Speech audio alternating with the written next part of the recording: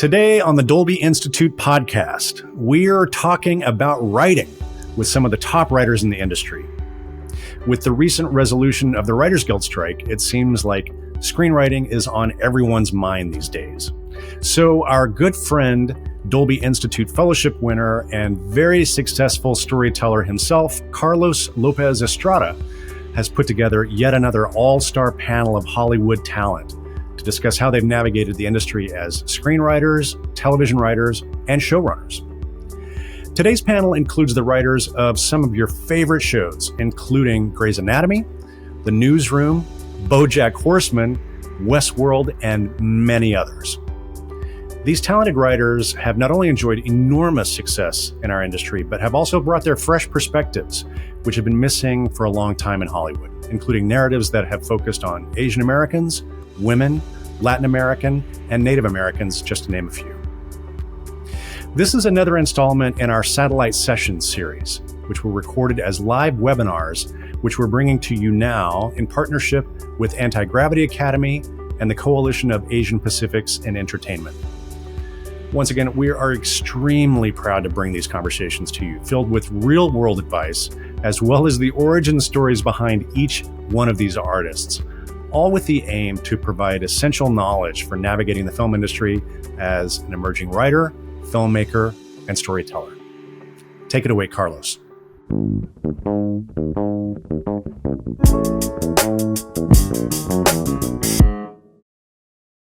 As we all know, writers are the backbone of storytelling and, of course, the backbone of our industry. And during this pivotal time in our entertainment community, it feels as important as ever to hear from the artists who are the foundation of everything we do, and to also be reminded why we need to make sure that all film and TV writers are compensated fairly, treated with dignity, and continue to feel empowered to share the stories with all of us. Today, we are joined by four powerhouse writers who will share a little bit about their experiences creating film and TV that has truly been game-changing for our industry. They are responsible for giving us singular stories that authentically reflect the world that we live in, as well as help us envision the world that we want to see. So please help me welcoming Carolina Pais. She is a TV and film writer originally from Guatemala. Her credits include Narcos, Grey's Anatomy, La Hora Cero, and Orange is the New Black, among others, which she also executive produced. Together with her husband, Diego Velasco, she owns Open Studios, a development company committed to telling stories that explore the Latina experience with authenticity, nuance, and humor. Then we have Dana Ledoux Miller, a writer and producer of Samoan European descent, who has worked in TV and film for the last decade. She's a graduate of the University of Hawaii at Manoa and co-founder and board chair of the nonprofit Pacifica Entertainment Advancement Committee, or PEAK. She has written on television shows such as The Newsroom, as well as showrunning Thai Cave Rescue, and is now behind the live-action adaptation of Disney's Moana, which we're all very excited about. Then we have Joanna Kahlo, who is an amazing writer whose credits include the Emmy-nominated Beef, Golden Globe-winning Hacks, The Babysitter's Club on Netflix, Amazon's Undone, and 6 seasons of BoJack Horseman.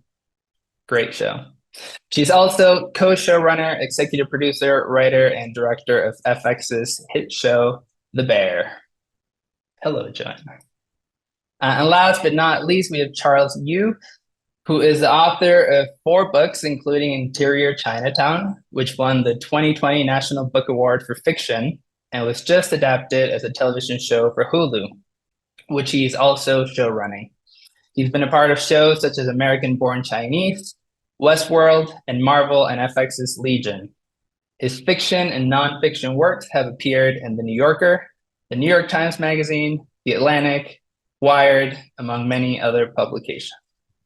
So as you can see, we are joined by incredible, incredible talent. Thank you all so much for coming here today and giving us a little bit of your time. Today, as we know, is Labor Day in the US. And I'd first like to start by acknowledging the incredible labor movement that is currently happening with the WGA and the SAG strikes. Could you give us a little bit of insight into what the last couple months have been like and any particularly meaningful conversations that have emerged amongst either your colleagues or your communities?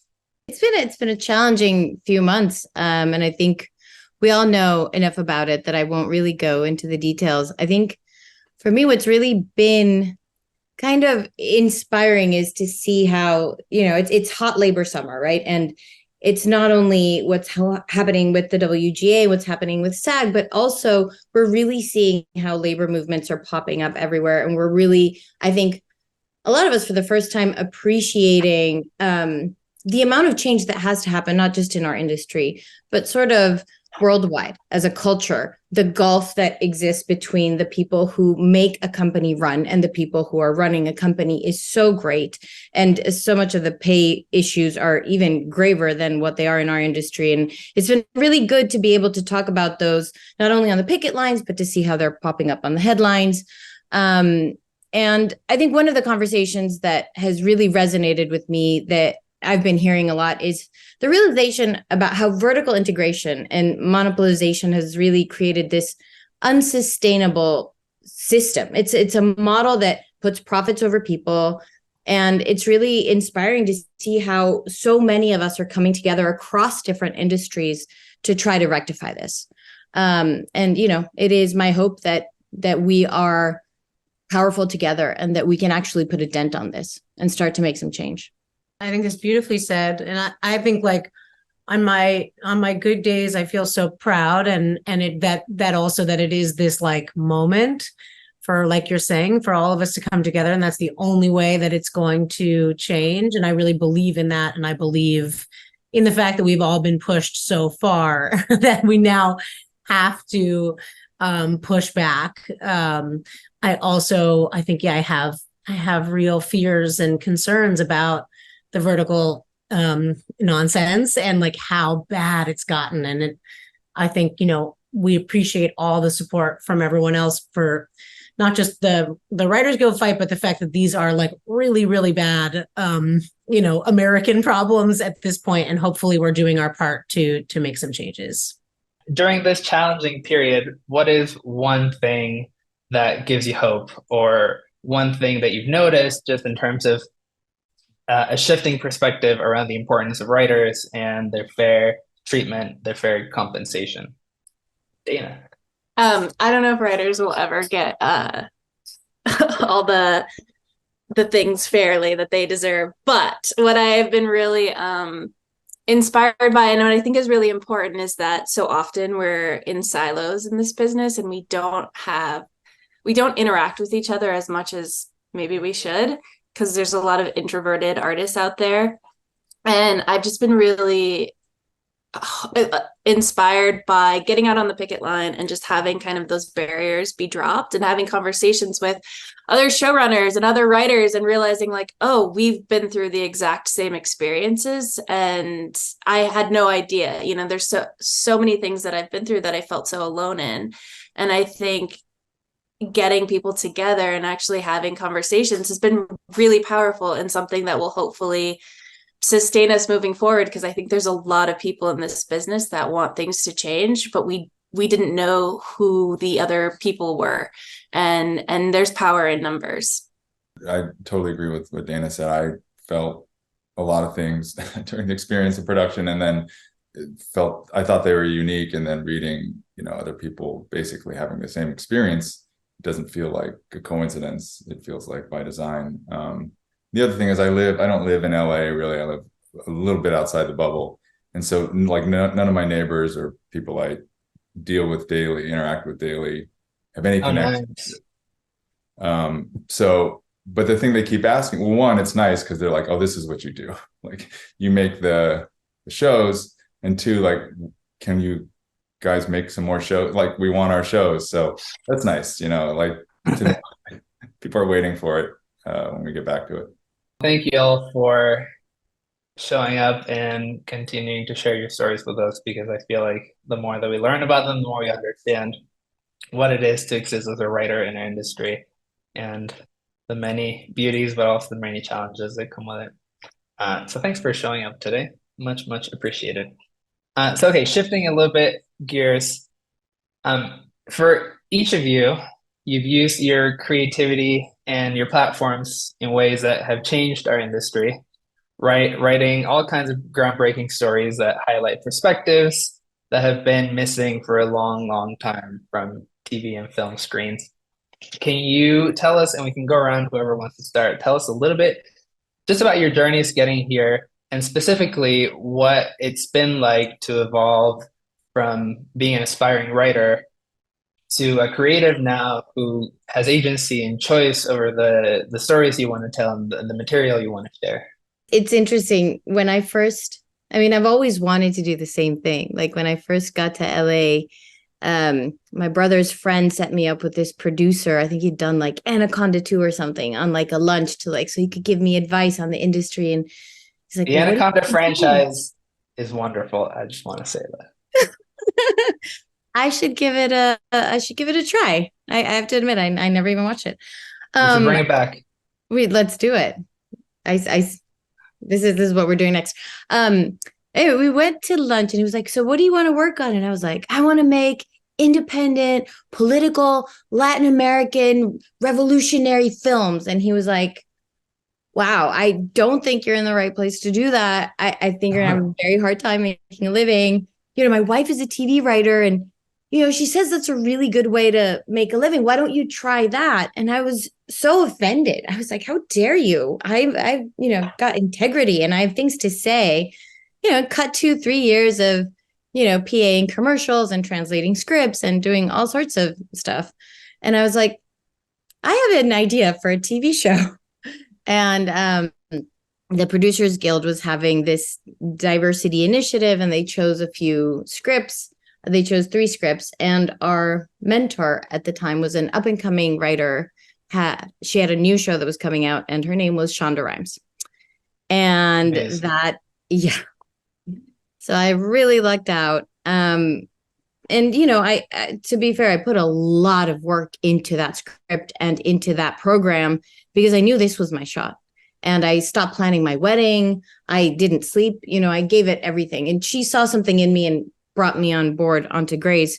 But it took 15 years of working on other people's shows before I felt like I finally had a right to say, this is what I want to write about. I was always the only Latina on any staff. I was, and certainly never had met another Latina that was ever at a producer level on a staff. And there were so few shows about us that I just didn't even think that it was a possibility. So, and I have to credit Genji Cohen, really, who did the creator of Orange is the New Black, who after the show wrapped, we started producing together and Netflix wanted me to do a show about immigration. And she was the one who encouraged me. She was like, what do you want to write about? So I was like, this is not what I want to say. I want to talk about other things. And so she's like, what do you want to do? And so that's how I started to really go back to who I was originally and the reason that I got into this in the first place, which was to tell these radical, political, independent Latin American stories. And, finally, some people are listening and let's hope they're still listening when the strike ends. We'll see. I think they'll be listening more than ever. How have I used my platform? I still feel like I'm trying to make space for myself to tell stories that I want to tell. I was really on the cusp of getting some projects through. I felt like right before we went to strike, like literally like 2 days before. And that was really frustrating. But part of this for me has been a journey. I think when I first started writing in TV, I wasn't confident in claiming my own identity as a someone person. So I think part of that, my growth as a writer and my growth as a person have kind of like gone parallel to each other. And so as I have claimed more space for myself and allowed myself to actually fully be like who I am, I think I've started to push more for the stories that I want to tell and actually like take ownership of that. But part of that journey has also been like recognizing that I'm in spaces often where I am telling other people's stories. And so how would I feel if I was in that position, if somebody was telling my story? And so I try to take a lot of care and put a lot of thought into holding someone's story and really showing it the respect and nurturing that I would hope somebody would have for telling my story. But hopefully when this is over, those pilots that we turned in will just go straight to series, and we will tell all the stories that we've been trying to tell for the last few years about the Pacifica people and diaspora. But, I'm not going to hold my breath, but I'm excited. You will. I had a very similar experience to Dana when it comes to acknowledging who I actually am and becoming a writer. And I feel so grateful for that. I don't think I would have been able to kind of detangle the sort of weird Americanization that was put on my mother. And then sort of the time I spent in New Jersey, which made me think I was just an Italian person. If I had not had the chance to sort of write those stories and write, just really focus on female stories, and that became sort of autobiographical. And then I was like, oh, this is not a white lady, this is a brown lady. And I kind of had to find my way through that. But I think my main focus has always just been female stories, and it really still is. I think I feel so lucky to always be able to think about, diversity, but I still think we have a long way to go with women on television and in movies. And I feel like whenever I have a meeting and someone says, what do you want to make? I say something with a woman and they go, what if not? And then you're like, oh, okay. Like everyone's so excited to be like, what do you want to make? And I'm like, female stuff. And they're like, no, or like, there's murders, so, and again, I love murders, but I think I still feel like I'm pushing a female agenda, which is so funny to me because I've been here for so long doing the same nonsense. And I haven't done as well as I want to, and I'm going to keep working on that. But I just to go backwards, I will say I was an assistant. I dropped out of college and became an assistant on a TV show, kind of through I was in college and they said, why don't you find an internship? And then the internship asked me to stay, and then I did, and then I did end up getting my degree, but it kind of threw me into this world of working in production without really thinking about where it was going. And I did that for 10 years. I was an assistant for 10 years and just really loved it and learned so much, but really wasn't focused on writing until the end of that 10 years where I was like, oh, you have to actually have a goal and go for it and do something. And I started writing my scripts and found a writer on a staff that I was assisting on that was willing to read. And he gave notes, and it was John Embaum, who had written on Veronica Mars, which I loved so much. And again, female focused. And even though it's funny, it was a man that had written on a female focused thing, that was as close as I could get. And so he read it, and then he let me be his assistant on a pilot. And then when that pilot was picked up, I was staffed. And so I very much came in through the just work, work. And then you start as a staff writer, and then you work. And so it's it kind of takes me 10 years in every job to get to the top. But it's been a good journey, and hopefully we'll use all that knowledge from watching so many other shows get made to get more female stuff out there. When you talk about the resistance you've received towards your female driven stories, I imagine, or I hope, that no one just says no flat out to your face, but how have you realized, when is it are they saying no to the pitches, or are they saying yes, but, or do you notice that in the development process, it gets watered down, or it gets the focus gets shifted? I imagine it's been all versions of this, but mainly the focus gets shifted. So I think, yes, it's a very interesting phase to be in a new phase of okay, I'm an adult, I'm good at my job enough. I've had some success. Let's see what this next phase is like. And so it's not people saying no, but it is well, what about this? Or like, we liked what you said, but how about this version? Or they send you a book instead. And you're like, well, I'm pitching you an original thing that has this. And it's like, well, what if there's like a girl character, but it's this book, which is totally not at all the thing you wanted to do. Or even, if there's sort of a conversation about projects, they'll be like, what are you excited to do? I'm just saying, repeating myself. It's the same thing. You go this, and they go, what about this other thing? That's like been my experience. And we're so trained to say yes, and not from an improv way, but just from a like, yeah, we're developing, we're talking, that you want to get excited. And also from a business perspective, they're telling you what they want. I mean, they're telling you what they want. And so it ends up being just exhausting to have to like be just doubling down and someone asking you what you want and you tell them and then they say no is just very silly to me. It's like, then just don't ask, I guess. And then I'll continue to write little female things, but we didn't have to go through this process. Would be great. I think the shows you've done have really like taken leaps forward in terms of female-driven stories. So I hope you see the impact that your work and the constant struggle has had. That's nice. Thank you, Carlos. That's nice. I guess I took a traditional path, law school, practiced as a lawyer for a long time. Somewhere in there, I got staffed on Westworld. So I won the lottery, basically, which is like not helpful for anyone that's listening. It's like, how do you get your break?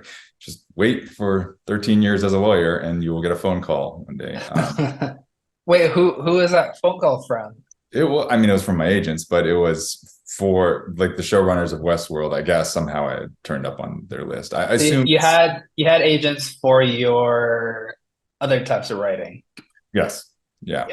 UTA was representing me for film and TV rights, and I was lucky enough to have somehow entered the orbit or consciousness of Lisa and Jonah, who co-ran the show. And maybe it's because Lisa was a former lawyer. I don't know. She took pity on me. But I think, and also somewhere in there, I think I always, from when I was writing short stories, was writing from the perspective of marginalized characters, but I don't think I thought of it that way at first. And it took me many years to sort of realize, and with a lot of help, people saying, you seem to be writing about marginalized characters, but sort of under the guise of like genre, for instance. And I was like, oh, I guess that's what I'm doing. So somewhere in there, I tried to write a book, which ended up being the book that turned into the show that I ended up getting to run somehow. Again, winning the lottery, just being in the right place, right time. Can't beat it as a recipe for success. Just be the luckiest person on earth.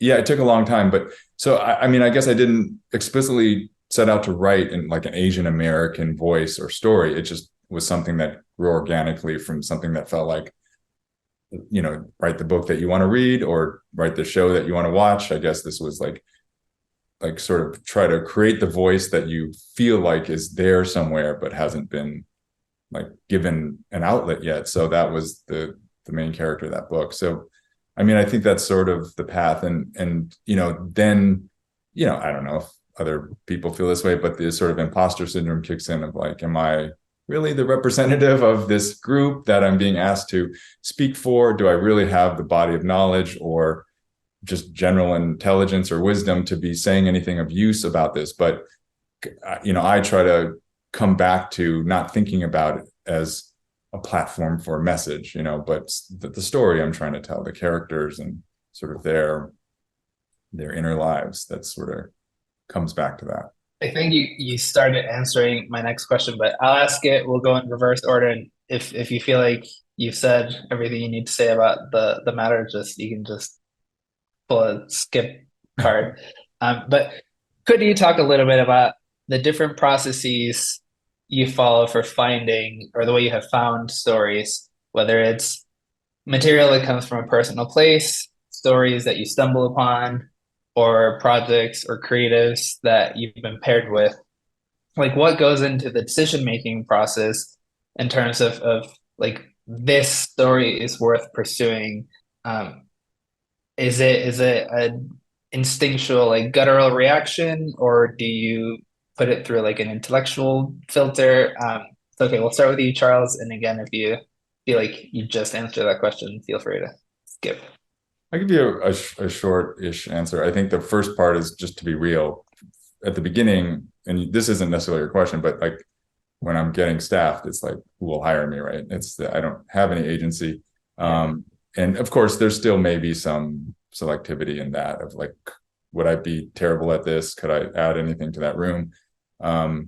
If and when agency starts to creep in, I guess, I'll be honest, at first, both in fiction and in like TV film areas, like when I was younger, like a lot younger, it was like, what's going to seem like makes me seem smart?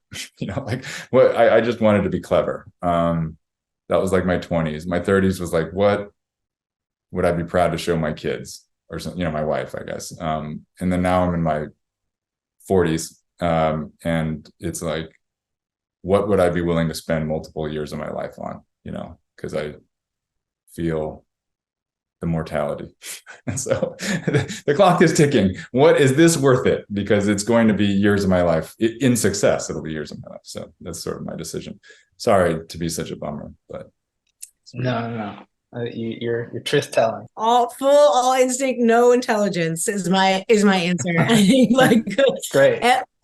But I think also like if I don't feel that thing, I can't do it. Like there is no intelligence for me personally that can like, there's no amount of screenwriting books or whatever that can teach me how to write a thing that I don't feel inside of. Think about like how many stories you have to come up with, how many versions of things. I think it just you have to feel it. And I very much agree though with Charles, which is like, now that I have kids, I'm like, it has to be great. It has to feel special. It has to feel worth it. I've always been of the mind, which is if this show already exists, I shouldn't make it because it already exists. So I don't need to add another like lump onto the content pile. But I think even more so now, you're like, okay, this is valuable time away from my other job of being a mother. And like, it better be worth it. It better be worth it, not financially, financially too. But like, worth it. But I think for me, it just starts from a feeling or an excitement, or a chemistry with a person, which I think is true about everything I've done. I realize I didn't really answer your first question before, but I'm going to weave it in here now. But basically, great. Most of I started in production as a PA for a long time. And then I got my break on the newsroom, which is probably not a show that I would have ever gravitated towards. And people hate to hear that because the people are obsessed with Aaron Sorkin. And I was like, I've seen a few good men. So I really didn't know what I was getting myself into. But I was really fortunate in that from there, I was very conscious of and was constantly told, like, this job may be your last, like at every turn. And so I was very practical. It's such a stressful way to go about your day. Well, I feel like I remember I got my first staff job at 29 and an older writer told me, you have till you're 40. Whatever you are at 40, that is the peak that you will go in your career. And I was like horrified by that. I'm 40 now. Thank you very much. And I no longer believe in that. But, I think it was really motivating. And I was really fortunate in that I just kept working and very consistently. One job would that job would turn into another job, which would turn into another job. It wasn't like my agents putting me out there. I was just very fortunate to kind of roll off into the next thing. And so for the first 7 years of my career, I wasn't really thinking about what I wanted to write. Like I would approach each job and try to find my own connection to it, usually from a place of I really gravitate towards thinking about story in terms of what do people believe and how does that affect how they move through the world, whether it's like faith or, politics or just like what they believe about themselves. And so I try to find that piece of every puzzle that I can work with, I think in every show. And I've worked on some shows that it's a struggle, but I won't name them. But it's only been in the last couple of years that I feel like I've been able to have more agency in those choices, but I still gravitate towards those same things. Like, I want to tell stories about Pacifica people because I want to create more opportunities for other storytellers to get to join in and have opportunities, make the road a little bit easier. But within that, I'm like, well, how can I talk about mental health and how that affects the world?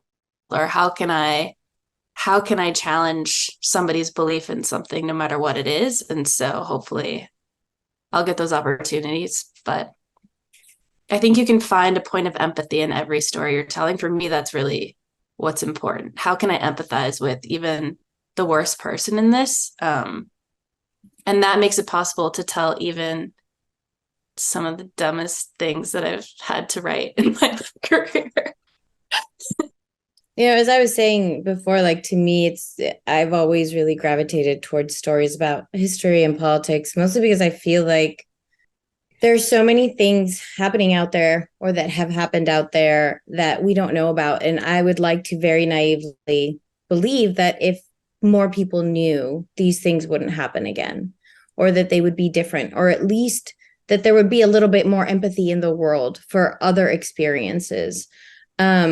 And so when I'm looking for a story, to me, it's really about, what does this story have to say? And am I the person to say it? And does it move me? And, like John and Charles were saying, it's going to be years of my life. It's going to be so much sacrifice. My kids are not going to see me.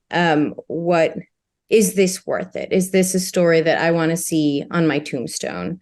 And sets the bar pretty high.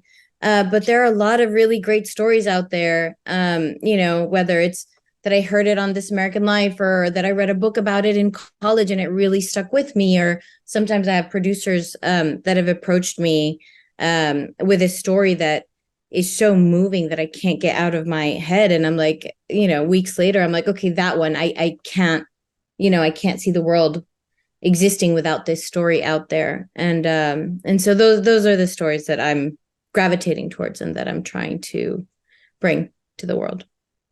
Can I add something real quick? Sorry. Of course. No. I think it's really striking that, and I feel the same way. I didn't say it, but all of us have said some version of, we don't want to tell a story if it's not worth sacrificing our families and our lives for.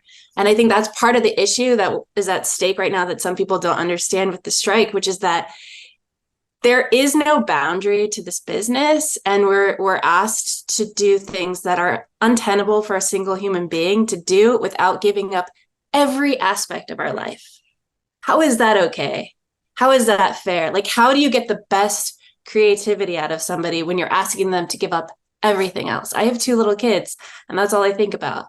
Do I want to go to set for 5 months because I don't have any other writers on my staff that can go? I don't want to do that. I want to see them grow up. I want them to know who I am. And it's like, this is one of the other things that doesn't get talked about enough in what we're fighting for with this strike. I'm glad we're having this conversation today, and I think it sheds so much light on what's going on in our industry. So yeah, thank you all for speaking so candidly. Most of our audience today is comprised of emerging filmmakers, emerging storytellers, people who are either, early in their careers or still finding paths to make this their livelihood. So just based on your own experience, and this will be the last group question, and we'll jump to some specific ones geared for each of you. Is there any advice that you would have for someone who has, meaningful stories to tell, but has just not found the right platform to tell those stories? And I know, Charles, and you have all mentioned that there's a great deal of luck involved in, I think, all of our journeys, and you do have to be in the right place at the right time. But for the part of the equation that we do have some control over, and the part of the equation that we can work towards, are there any things that come to mind in terms of, like Joanna, you mentioned you were an assistant for 10 years, and it was probably rough, but you learned so much. Any other tidbits of, like, maybe consider spending your time like this and it'll further your path a little bit? Well, I think we're really lucky that we're writers and that technically we don't need anyone else. I think if you know, and I'm sure that there's a lot of emerging directors out there and actors out there. And it's, I think, a little bit trickier to get your own project started. But as a writer, you have the tools at your disposal.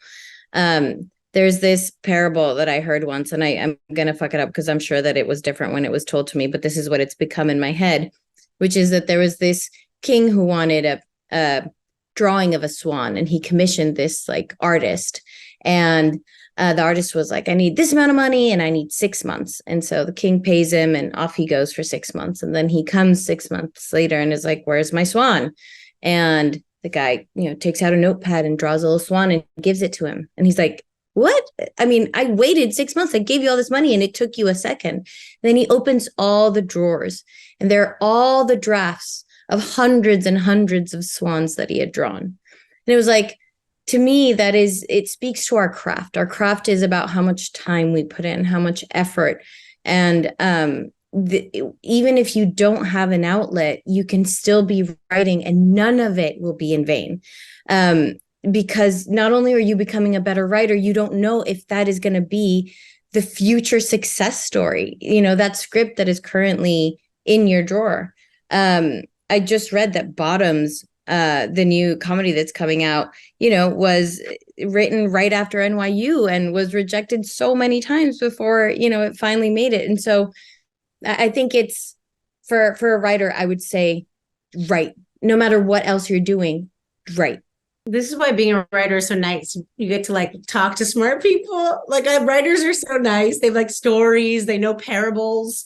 I would say, I was going to say a similar thing, but the less nice version, which is like, to some extent, yes, in the globe, in like the sense of like what's important in this life, having an important story to tell is so important. Your stories all matter so much. When it comes to the actual business of being a writer, that's not the only thing that matters. And you have to work on your craft, and you have to work hard. Even if you have, your story is more important than someone else's, if they write it better, yours won't potentially make it to the top. So I think, draw all your swans and get tough and watch a lot of movies and read a lot of books, because we need your story, but you got to get good so that you can make it past all the nonsense that's out there.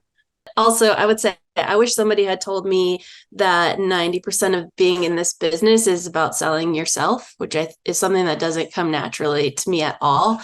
And a lot of getting your script in front of someone is being able to articulate who you are and why your story is valuable. And like, that takes practice, that takes reps, that takes figuring out how to navigate rooms, like first dates with like the worst first dates possible, when you go on these generals and people are like, in 5 minutes, tell me exactly who you are, why I should be in business with you, and why you should be the one telling the story, which has nothing to do with your writing at all.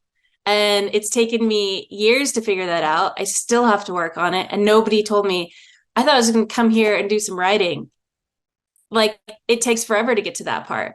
If you can't sell who you are, it's a lot harder to get somebody to believe in you. It's part of your writing. Like, think of it as creating a role for yourself and presenting the piece of yourself that you want to the world. But there's a craft to that too, that is an unfortunate, for me at least, part of this business, a very big part of it. Okay, well, the first question I have, writer specific questions for you, Charles, and it's about your book Interior Chinatown, which was published in 2020. It's a moving, darkly funny exploration on identity, assimilation, Asian American representation in popular culture. And the response that your book received was incredible. I remember when it came out, every one of my friends was bringing it up for one or another reason. And it also came at, I think, a very specific time for this country and for our industry, where we're going through this like important social reckoning. How do you think that the times, the timing, and this like shifting cultural narrative allowed your book to find such a large audience, such a diverse audience, and how did this impact your process of adapting it into the show that we will soon see? Yes.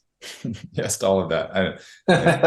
Is that an okay answer? I think, yeah, well, thank you for saying that about the book. And to one of the attendees who also said it was a beautiful book. Thank you. I appreciate that very much. It took many, many years to write. There are many dark times in that my wife got me through. And when it came out, it came out and a few weeks later, the world shut down because of COVID. And then later that summer, George Floyd was murdered. And so the year of 2020, I don't have to recount for everyone, was a weird time to have a book out because it felt like that's the last thing I wanted to think about. And then somehow it became part of a conversation, or a very, very small part of a conversation, unfortunately, because of anti-Asian sentiment and violence. And I guess, that's both the worst and the best possible reason to be talking about a book, is that it matters to people's lives and it's touching on something that's actually relevant in the world. And at the same time, it matters to people's lives, and the stakes are literally, people's health and safety. And so I don't think I think I'm sort of talking around the question. I'm not sure. It's No. I think in one way it also just made me realize it kind of connects to the last question, which is it's really interesting to hear all the other panelists talk about how they select what they write on, what matters to them. They've all, if you look at their bios, they've all created or worked on shows that are huge hits, but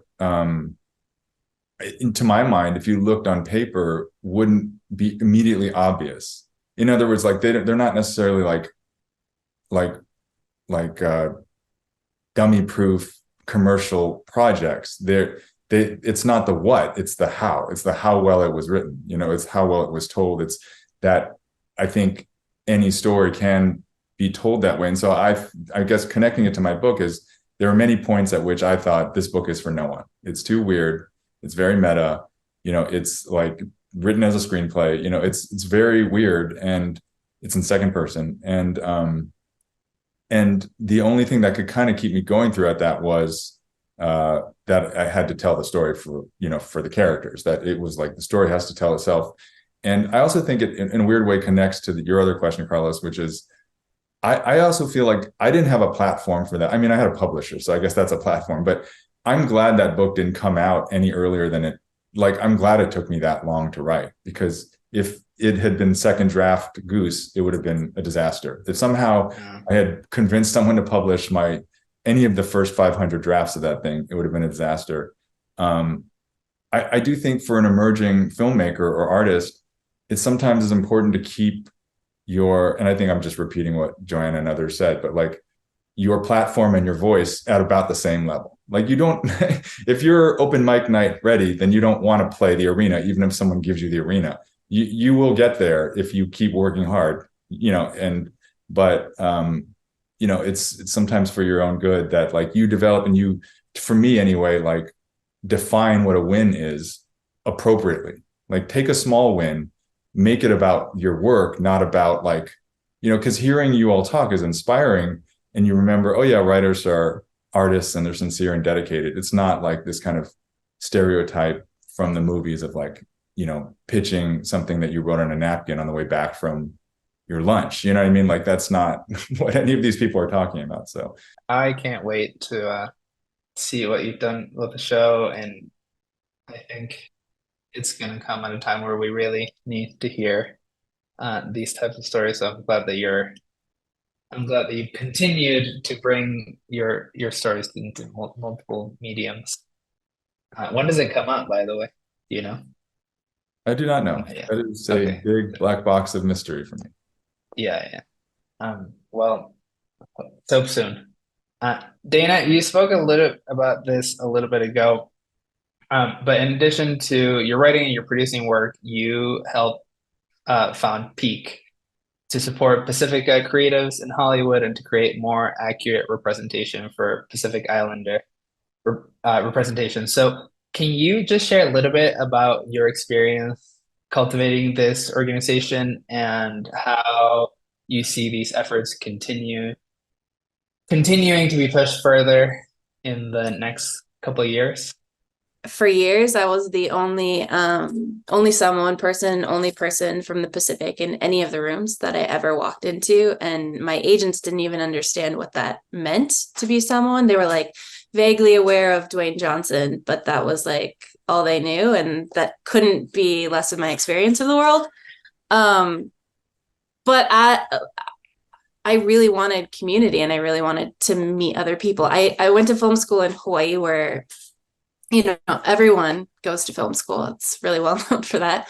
And I knew people who were making amazing work out there, but I didn't know anyone out here. And I really wanted to try to bridge that gap, but I didn't know how. And I kept waiting for somebody to do it for me. But then it was actually through Sundance, and I was in a panel, and I met some people who were feeling similarly. And it's like, there are some amazing AAPI groups, but the PI sometimes gets lost in the mix. And so we really wanted to create a space for ourselves. And so Peak was born, and I was like, oh, I just want to help some writers, with the help of Cape, by the way. They've been very inspirational, and they've helped us a lot figure out how to navigate the politics that I had no idea existed in the nonprofit world. But really, we want to create opportunities for other people, emerging filmmakers from the Pacific. There are so many talented people, and like me, they don't always have the tools. We don't come from traditionally like film and television backgrounds and families. So there's no pipeline. There's not a lot of information. So we're like trying to really set the groundwork for the future, and then also hold studios accountable for how they represent us. Because it hasn't been great so far. And it's really amazing to have started to have a place at the table to have those conversations and to challenge the way that we're represented. And it's way more work than I ever imagined, but it's been really amazing. We had our first like in-person event in May, and like 150 Pacific Islanders showed up just to celebrate each other and to, have drinks and talk story. And it wasn't about, the heaviness that is our trauma and our lives. It was just like, oh, we're all here and we see each other and we're in community, and now we're going to help each other. And it's been really incredible. And I think hopefully we'll keep moving forward and keep creating opportunities for Pacific Islanders to tell their own stories. But really, I just wanted to help a couple of writers like with some scripts. That was really my goal. And I'm thankful that it's become and more than that. Sounds incredible. Carolina, in a very similar vein, you are involved with numerous initiatives such as groups and databases supporting Latinx, Latine writers, particularly female identifying and non-binary writers. Can you also share a little bit about your efforts and the impact that you've seen thus far? Yeah, I mean, my efforts were really born out of a similar frustration of like feeling so alone in these writers' rooms as the only voice of representation that had been, I was so desperate to tell Latina stories, but even when I got to, they were so limited. They were always about immigration or gangs or, drug trafficking. And I felt like I couldn't say anything. Like I just had to be grateful to have the opportunity, and I just had to do my job, and I had to put my head down. And the few times I tried to speak out, the way that I was smacked down so hard was so impactful that it kind of kept me with my head down until Ben Lopez invited me to do a panel for Nalip, and I met a bunch of badass Latina writers, including Tanya Saracho, who not only was so unafraid to say all the things, she just, she just vibrated with this energy of change and of like empowerment. And she put a group of Latina showrunners together, and being in community, it was called the Untitled Latinx Project. And And what it did is that all of us that had felt so alone realized we weren't alone, and that we had a really strong voice, and that we had an influence, and that we could speak. And even just hearing them say the same things that I'd been feeling made me feel completely different, so that I started to speak to power in a different way. And I started to demand things differently. And to my surprise, people started to listen, and it was really gratifying. We wrote a letter to Hollywood, with 5 tenets of what we believed were necessary for adequate Latinx representation. We got a bunch of people to sign it, and whether or not the letter made a difference, which I hope it did, we sent it to, studios, agencies. To me, what it did was it made me understand what I'm okay with regarding representation, and what I demand when I take jobs and when I am talking to other people about my own work. And so that to me has been sort of paramount. And really quick, the 5 tenets are: no stories about us without us. If you're going to write a story about the Latinx experience, make sure either the writer, the director, the actor, make people involved, so that we are not just an afterthought in that story. Greenlight our projects and make a plan for a demographic parity. Do away with repeating levels. A lot of writers would start at staff writer and get stuck there because, the studios would pay the staff writer level because it was a diversity initiative gig. Represent all aspects of our culture. We aren't just our trauma. We aren't just specific aspects of our culture. We have so many different stories to tell. And hire us for non-Latinx projects. We are not just people who can speak to the Latinx experience. We're also Americans that can speak to a universal experience. And yeah, I live by those. My company now strives to live by those as well. And it's been very gratifying. I remember when that letter came out, it was a big day. And it was definitely the type of thing that I just made sure that everyone in my circles had read, because I thought you were all so succinct, but also just very reasonable in terms of these requests. And I think it was huge. So I'm glad. Thank you for doing that. No, good. I'm glad. Joanna, we were speaking recently, and I remember you telling me about the character of Sydney in The Bear, and how she grew and how she evolved significantly from the character that you first met when you were starting to develop the show, to conceive the show. And now, of course, she's become this iconic character in TV. Could you tell us just a little bit about the evolution of the specific character?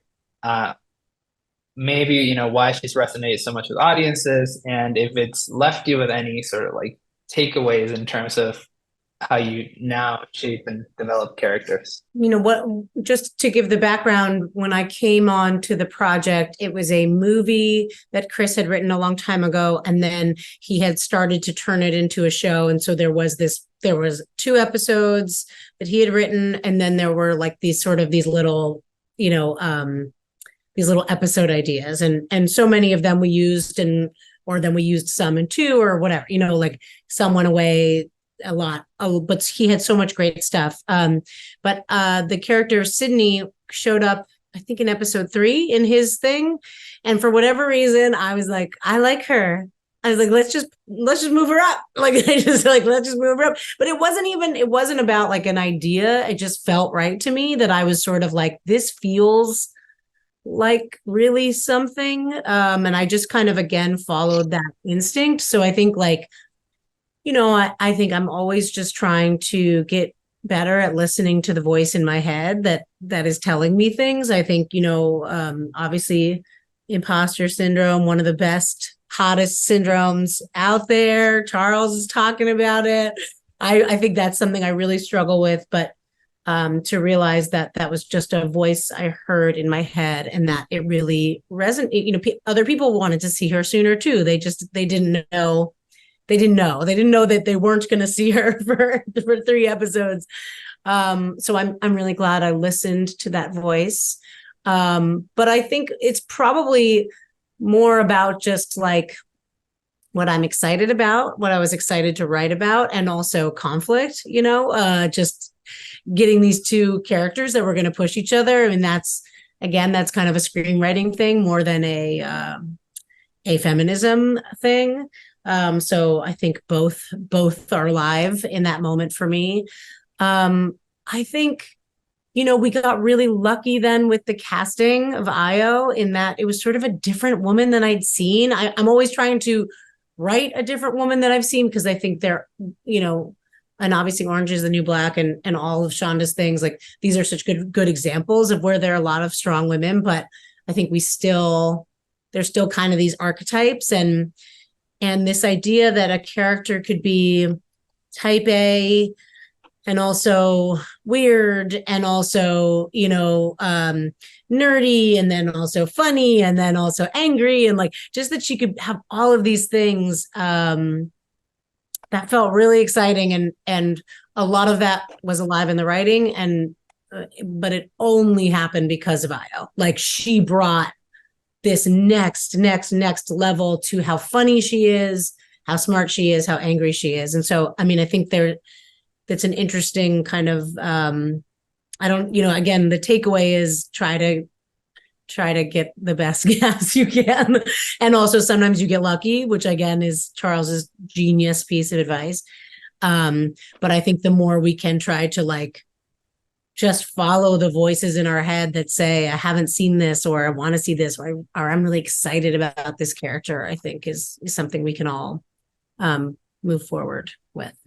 Now that storytelling has become a business for you, are there any things that you do to make sure you maintain a sense of discovery or wonderment? How do you stay inspired?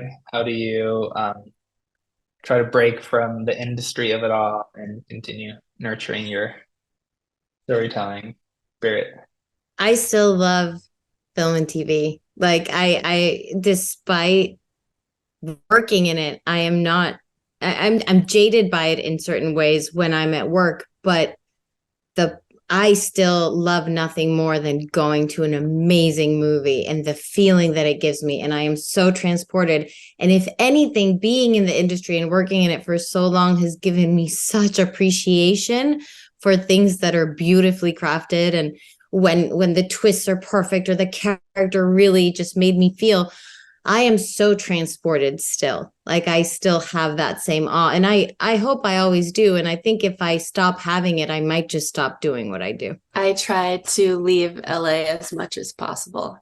I don't find this, I mean, I grew up in Southern California, but I don't find this place particularly inspiring. And I feel like Hawaii is a very safe place for me, which I'm very fortunate to be able to go to. But like just being around, my husband's not in this business, so being around people that don't care what I do, which is most people in my family and my life, I think is really helpful because it forces me to talk about other things. And I find that there's a lot of magic in that. Yes. Don't get out of here. Go see movies, watch things with like excitement and not comparison, and just try to be a watcher. I really like books. I really like reading books. But I think like the thing I'll add is just like finding any way you can to be present, like in your actual life, whether it's, I think my kids really help me with that. And I'm not advocating having children, but that I've found that to be really true, which is that like, I can just be with them and not be anywhere else and not be on my phone. And I think that makes me feel alive, and that's like the juice that you need to then turn it into something. Okay, so we'll move on to our submitted questions, and feel free to keep these short if you want, so we can get through as many as possible. How to demand things differently, as Carolina learned to do in a room that doesn't look like what you look like. Strategy for moving your agenda forward and not being called out for being an agenda pusher. Yeah, it's hard. I'd say finding your moments is crucial. I'd say it's a complicated dance. I think part of the reason I would get smacked down is because sometimes I was confrontational. Sometimes I would say things that would make the showrunner feel defensive. And I hate that you're put in a position where you have to find the way in that is the least conflictive, because sometimes you're angry. And I think you have to be able to articulate what you want to say, but I think you also want to be able to succeed in what you want to say. And the best way to do that sometimes is to find the moment and to really pick your battles. And I think nowadays, especially, people are incredibly touchy and defensive because everybody is scared of being called out. And so I think sometimes you can talk to people privately if you feel like something has made you uncomfortable. But I think as long as, I mean, it's going to sound a little naive, but as long as you approach it with compassion and openness in your conversation, hopefully it will be received in the same way. That's so well said. And it's so hard. And it is unfair to all the people that are probably listening that are going to be put in that position. And also, yes, I think our jobs are somewhat complicated in that we're working on a big group project and we're all sitting around this table and it seems like it's all open, and then it's kind of can morph. And I do think picking your moment is so smart. And yeah, trying to look, there's the part of us that gets to say something offensive, and we are angry and we want to say that out loud. That has value. And then actually getting what you want also has value. And so I think it's deciding kind of what you want to do. Can you pitch a story that's different? So you're not just criticizing, but you're saying, what if we did it like this, right? It's like you're using your craft to kind of go around the bend, and you have to just sort of go back and forth between which need is stronger right now? Do I have to say this thing out loud? Is it important for me to say that what you're saying is wrong? Or do I want to really try to make change in this story? And then is there a way to make that happen? Do any of you have any hot takes on AI? Is it all bad? Have you used it productively? I have not used it. I will never touch it. I think it's really bad. But I'm also old. So, but I've seen a lot of Terminator movies. I'm not going in. Are there any books other than the widely known screenwriting books that you would recommend for a writer who's trying to find their way? I think the one book that I sometimes recommend to people is Walter Murch's book on editing in the blink of an eye, which is a little bit of a roundabout way to get to something. But for, I guess, the filmmakers of the audience, probably people know it. But for writers, I actually think it's sneaky useful as well. That is great advice. And I do think that editing in particular, but other areas of filmmaking are probably really, really good for writers to be better rounded and understand. If you're a writer, find a way to get on a set, even if it's like a student film or a short film, and just like really appreciating the work it takes to make something is really important. I've been in a lot of rooms where writers had never been on set, and like you're pitching things that are unfeasible for a 5-day shoot and like can't understand why that's possible. And like it creates compassion for the people you're asking to do this to, which I think as a leader goes a really long way. Do you have any advice or tips or tricks for pitching? I'm sure this could be a whole hour-long conversation, but any that come to mind that's just like... Beta blockers. Great. I was very, very bad at pitching for a very, very, very long time. And it was awful. It was fucking awful. And I also think like I'm not a performer, I'm a writer, and I should be allowed to be a writer. And I think it's very unfair that I'm expected to speak. Like, I just think it's really a trick. All that being said, one, I only pitch things that I like, which is like a new thing that I tried about 5 years ago. Like I was pitching what I thought I was supposed to pitch, and it never came out good because it wasn't real. It was like, I couldn't sell it because I didn't believe it. And then also just practice, just write it down, then say it out loud, and it'll sound weird. And then you make it sound better. And then you practice and you practice and you practice. And then last, I love pitching on Zoom because I can just fucking read off the screen.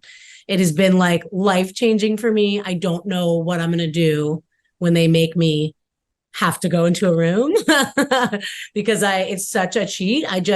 I can read and I can make it seem like I'm talking to them, but practice, you know. That's great advice. Charles, believe it or not, we have a 40-year-old lawyer trying to break into the business. Right. This person feels the crush of time these days. Any advice or recommendation or resources would be invaluable. Wow, that's a lot of pressure. That is a lot of pressure. I was 39 when I was in the Westworld room, and so I feel you. Advice or resources? I mean, this is going to sound crazy, but I feel like maybe the worst thing to do would be to like try to make up for lost time. I think use your experience as what you have actually, and don't try to be the 26-year-old staff writer in the room, because you're not going to be as cool as that person. You are not. I don't know if you have kids. Lean into the dad jokes of it all is what I'm saying. I think, honestly, I do feel like I got hired for maybe like the one job I was like perfectly slotted for, which is like meta science fiction writer. Somehow there was a job for that. So if you could find something like, there might be that one person out in the Hollywood ecosystem who's actually looking for what you've got. I think there are more than one. I think first of all, there's plenty of people probably looking for some kind of legal background. You don't have to work for a legal show, but you'd be surprised at how many kind of things are transferable or might be useful. If nothing else, I think your like physical stamina and your ability to take notes and write memos will probably come in handy if you want to get on someone's desk, because that is probably also a good way to learn a lot. Do you all feel like there's any specific type of story right now that is being overtold in film and TV? It's a little controversial of a question, but Rich people stories. I'm just over it. Any thoughts on Zoom rooms? Are they sticking around? Do you see a benefit to decentralizing writing from LA, or is something lost when not collaborating in person? I assume there's probably pros and cons, but what are you guys' thoughts? If I opened a room right now, I would ask for like 4 to 6 weeks in person, I think. And then I would want the rest of the time anywhere. So that way, I do think there's something to bonding, especially when you're developing that first bit of the show and building characters and stuff. There's things that can't be replaced from sitting at a table, and like the things that happen when you're just like complaining about salad, like magic happens then. But I want to be able to hire people who don't live in Los Angeles. I want new voices. Can you talk a little bit about how we as writers can go further than simply representing our own cultures and experiences, and what we can do to bring cultures together in something greater, because it feels like there's a hole in the industry. I think just talking about multiculturality and storytelling. That's a big one to answer shortly. But Carolina, it sounds like you have I think Carolina. I mean, I've been very lucky to work on shows that have done it beautifully, and I think it comes from just choosing stories in which, you really can bring in a whole slew of characters from different backgrounds and different cultures and different races. And what that allows you to do is then also bring in writers and actors of these cultures and really let them weigh in. And part of the magic that does happen in that writer's room is watching all of these cultures and people combine, and then also seeing the universality of it all, right? And so I mean, it's the way to do it is to just do it, to write it, and to make space for those stories and really find the places where those things can exist naturally. Like, well, obviously prison was a good one, and a hospital is another, but everywhere in the world, I mean, we're all existing together. And why not put that on our screens. Okay, last question from our audience. What, in your opinion, separates great writers from mediocre ones? I mean, I don't know how to answer that because I think it's just a feeling. It's just a feeling. It's like, do I still want to read? Do I still want to read? Do I still want to watch? I think there's so many different ways to be a great writer. You can have like an amazingly like honed craft. You can write 1,000 drafts and never give up. You can also just have an electric voice and kind of be someone that's saying things it's never said before. You can have an amazing imagination. Like there's no real way, but I do think I think and I think you want to keep reading. Would be my answer. Okay, before we let you go, if and when there's a television show of each of your lives, who would you cast to play you, and what genre would it be? Charles, you're unmuted, so I'll no. Dwayne "The Rock" Johnson. It'd be a car racing movie. But then he quits car racing to be a writer. Perfect. I asked a similar question to our directing group, and they literally just like turned off their computers and left the room. I'll take Selena Gomez. And it's probably about like dark comedy about a Latina girl's experiences in a Connecticut boarding school. It sounds so good. Yeah. Like, for real, please. It does. Let's make it.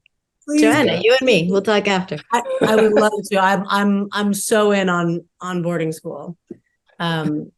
I don't know. I mean, people always are like, you look like Michelle Rodriguez. And I think I was like, I'm just a Latina. I actually don't look like her at all. But I guess it would have to be her. I think I have like, if Catherine Hahn and Michelle Rodriguez had a baby, I think that would really capture the nonsense that I have to give. I don't know. I would love to be in like a witchy genre, like female genre film, where like I have like a beautiful family, but then like some like a neighbor is trying to kill us, and then I like use some like found witch spells to get rid of them, and then get to go back to my family. I think that represents Hollywood is what I'm realizing. But that's Dana, did you? I mean, I write stories because I don't want to deal with the life I actually have. Like that's why we're here. If I wanted to watch that, I think it'd be like a historical drama about my twisted family tree. And you know what? I don't know who I'd cast yet because I've yet to see a person who looks like me on TV. So auditions are open. Yeah. They're coming. Thanks to people like you. Thank you so much, all four of you. I know that you're all busy and have families and lives and are striking. So thank you so much for taking the time. Much appreciated. Thank you, Carlos. Great job. Hard job. All right. Well, thank you all for tuning in, and goodbye.